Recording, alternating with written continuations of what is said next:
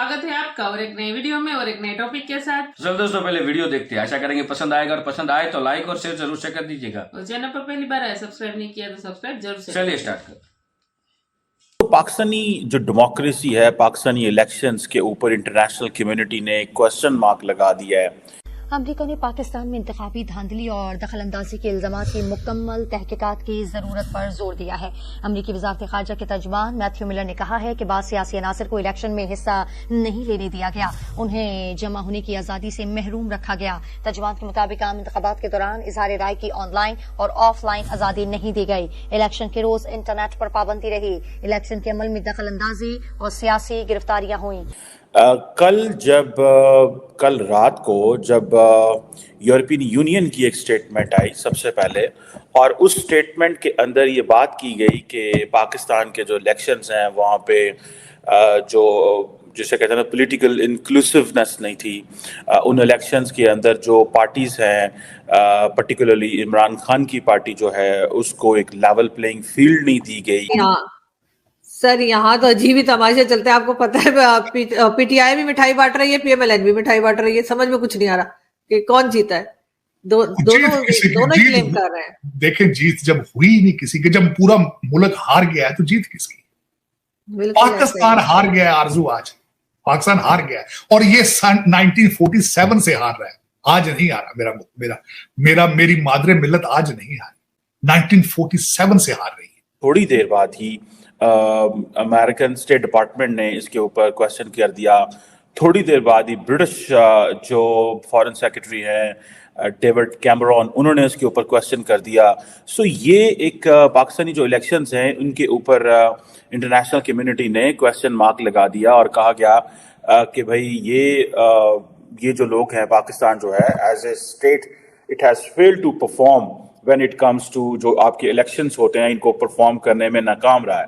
जय हिंद दोस्तों इस समय आप लोग देख सकते हैं पाकिस्तान में लोकतंत्र का मजाक पूरी दुनिया में उड़ाया जा रहा है, क्योंकि पाकिस्तान में लोकतंत्र है ही नहीं। पूर्ण रूप से देखा जा सकता है कैसे आर्मी का इन्फ्लुएंस पाकिस्तानी आम चुनाव में है।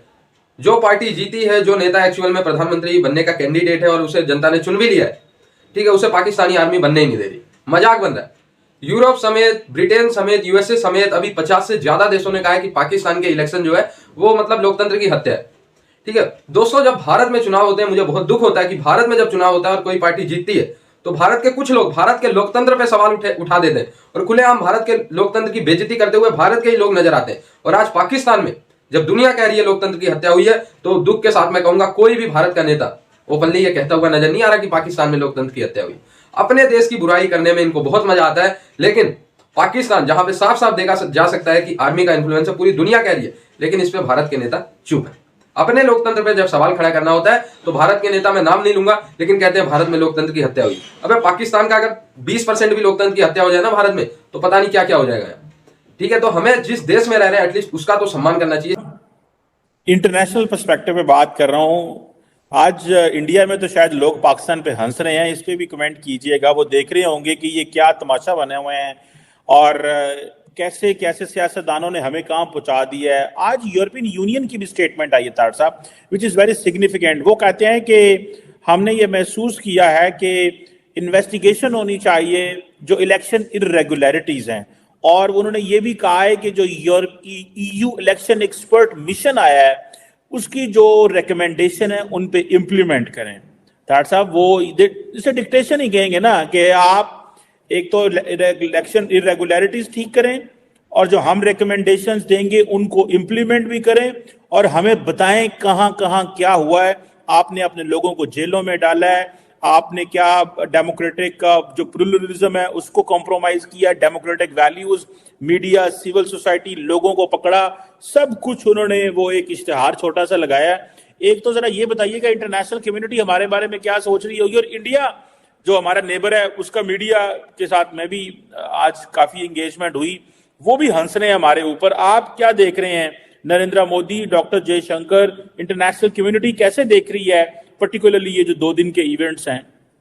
फीमा साहब देखें, मैं अज्यूम करना चाहूंगा कि आज हमारे भारतीय दोस्त क्या कर रहे हो। पहले हंसते होंगे, फिर बाद में रोते होंगे। वो हंसते इसलिए होंगे कि ये क्या ड्रामा है यार, ये क्या हो क्या रहा है। रोते इसलिए होंगे कि हम तरक्कियों पे जा रहे हैं, पड़ोस में आग लगी हुई है। पड़ोस का कोई फ्यूचर ही नहीं है, एक ऐसा कंट्री जिसके साथ हमारा बॉर्डर अटैच है और वो फ्यूचरलेस है, होपलेस है। ये उनकी फीलिंग्स ये होंगी।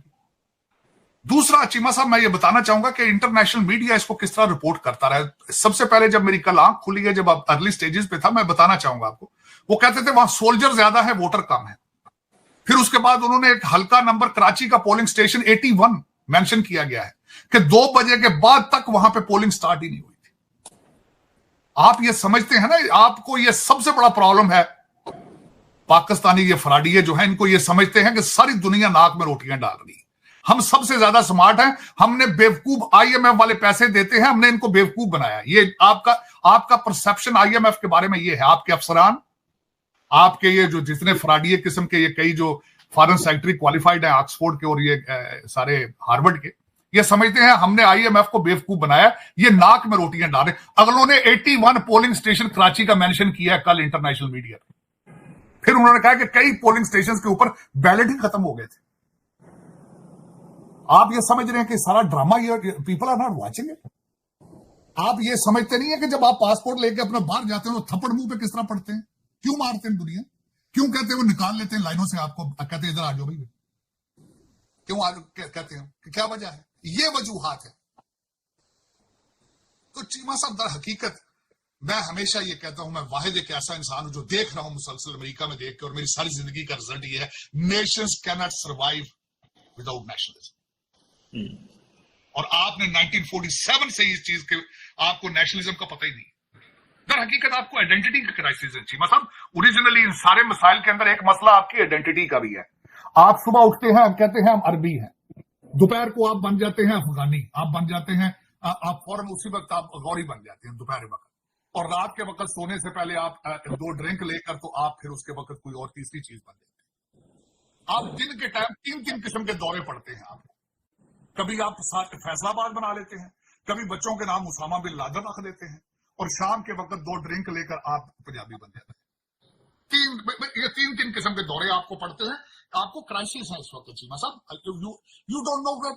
मैं गारंटी कर देता हूं 25 करोड़ लोगों को पता नहीं है कि हमारी डायरेक्शन क्या है, हम चाहते क्या है, क्या चाहते हैं। मेरा ये क्वेश्चन है कि एक ऑक्सफोर्ड ग्रेजुएट बंदा बाहर से आया था, उसने जिन्नों के साथ 3.5 साल हुकूमत चलाई, उसकी अपनी डायरेक्शन तालिबान है। ये जो आपका रेवोल्यूशन आज आया, आप कह रहे हैं ना रेवोल्यूशन ही आया ना आज, उस रेवोल्यूशन की डायरेक्शन तालिबान है चीमा साहब। वो अय्या का नाबदू अय्या का नस्ताइन, वो कहता है कि तालिबान ने जंजीरें तोड़ दी हैं। आपने जश्न मनाए थे तालिबान पे, आप बोल अब ये तो तालिबान की मेहरबानी। उन्होंने कहा परा करो, तुम कौन हो यार। उन्होंने कहा आप तो तुम तो मुसलमान ही नहीं हो। वो कहते हैं तालिबान आपके बारे में। लेकिन आपको मैंने बताया है, यू हैव आइडेंटिटी क्राइसिस। आपको क्या जरूरत थी तालिबान, आज भी तालिबान का मॉडल आप क्यों बनना चाहते हैं Taliban. You just name me one single thing.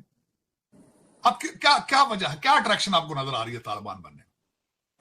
मैं मान लेता हूं ठीक है, खान साहब, खान तालिबान नाम था ना उनका, और बच्चे भी तो बुलाओ ना यहां पे फिर आपने लंदन से। मेरे बच्चे को कहते हो कि तुम जिहाद करना है तुमने, ये सियासत नहीं है। कासम को भी बुलाओ, सुलेमान को भी बुलाओ ना। मेरे बच्चों की छातियों क्यों आगे करते हो गोलियों के लिए। यही ट्रेजेडी चीमा साहब। और 25 करोड़ लोग इस वक्त जो है सारे नशे में है। मेरी नजर में ये सारा जो कुछ हुआ है, ये सारी एक बेवकूफी की अलामत है। मैं I am sorry to say that, लेकिन ये कि चीमा साहब इसमें किसी साइड से भी मैं जरब नीचे से ऊपर देता हूं, ऊपर से नीचे देता हूं, मुझे कोई इसमें से आपकी बचत नजर नहीं आ रही है। मैं कोई भी फार्मूला केमिस्ट्री का लगा लूं, मैथ का, उसमें मुझे आपकी बचत होती नजर नहीं है। बचत की हालत सिर्फ और सिर्फ 2 बंदों के हाथ में है, जनरल आसम मुनीर, काजी फैजी।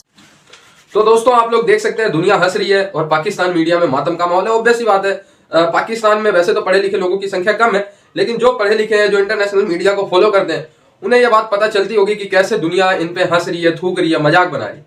लोकतंत्र मतलब हत्या हो चुकी है लोकतंत्र की। आप लोग इस तरीके से सोचो। मैं मानता हूं इमरान खान कोई बहुत बड़ा नेता नहीं है, कोई बहुत बड़ा तुर्रम खान नहीं है। इमरान खान भी, नवाज शरीफ, ये सब एक ही लेवल में। लेकिन हाँ, इमरान खान डायरेक्टली जीत रहा है। आर्मी का इन्फ्लुएंस इस लेवल का है कि इमरान खान को सरकार बनाने ही नहीं दे। अब आप इस तरीके से समझो यहाँ पे कि ऐसा तो इम्पॉसिबल है, सपने में भी पॉसिबल नहीं है। लेकिन हाँ, मैं एग्जाम्पल के तौर पर आप लोगों को समझाऊं कि जैसे भारत में प्रधानमंत्री नरेंद्र मोदी जी को जनता चुन ले और आर्मी के जो जनरल है वो कहे नहीं भाई, प्रधानमंत्री नरेंद्र मोदी जी को हम सरकार बनाने ही नहीं देंगे और उनको रोक दे। तो ये कैसा होगा? लोकतंत्र की हत्या होगा ना कि 140 करोड़ लोगों ने जो बहुमत के साथ मोदी जी को अपना नेता चुना और आर्मी रोक रही है।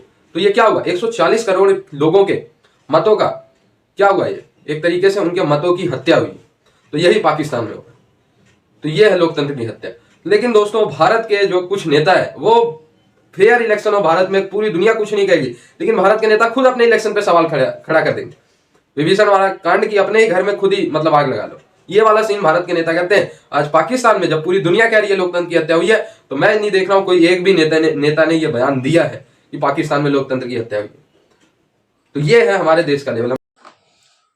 सो थैंक यू दोस्तों, वीडियो को यहाँ तक देखने के लिए। बाकी दोस्तों, वीडियो आपको कैसी लगी कमेंट में लिखकर आप हमें जरूर बताइए। फिलहाल हम आपसे विदाई ले रहे हैं, लेकिन मिलते हैं और एक नई वीडियो में आपके साथ। टिल देन, जय हिंद, जय भारत।